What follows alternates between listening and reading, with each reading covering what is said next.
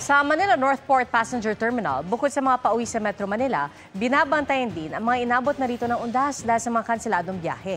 At nakatutok doon live, si Mariz Umali. Mariz?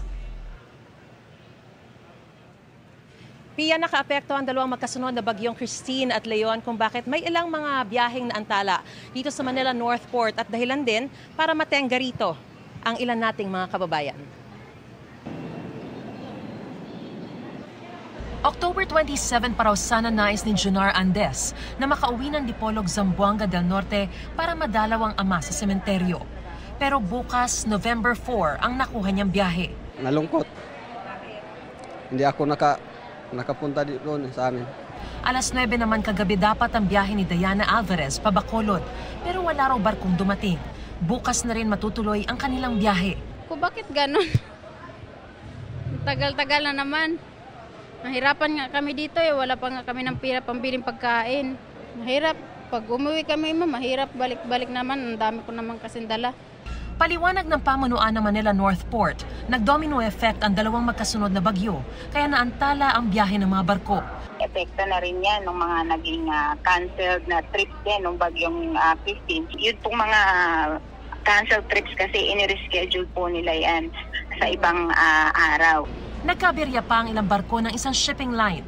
Ang binatang ito na naghihintay rin ng na-delay na biyahe, hindi man nakabisita sa mga yumaong kaanak sa Cebu, sinamantala naman ang undas vacation para mabisita ang ama sa Maynila. Tinake advantage po yung undas para makabisita po sa aking papa. Para walang pasok. Ang ginawa namin, nandun sa simbahan sa Kainta, tapos nagsindi ng kandila doon. Para makaiwas naman sa siksikan, ang pamilyang ito isang araw na advance sa pantalan bago ang kanilang biyahe. Sinadya po talaga po namin na maaga. Baka sobrang traffic po. Bantay sarado ng mga pulis, K9 unit at iba pang security personnel ang pantalan. Mayroon ding help desk para alalayan ng mga pasaherong may emergency o anumang pangangailangan.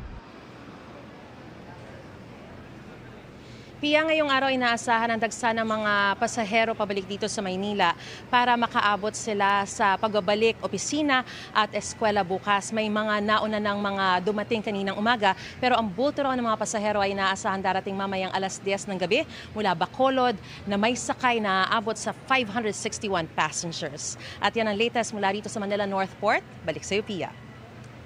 Maraming salamat, Mariz Umali.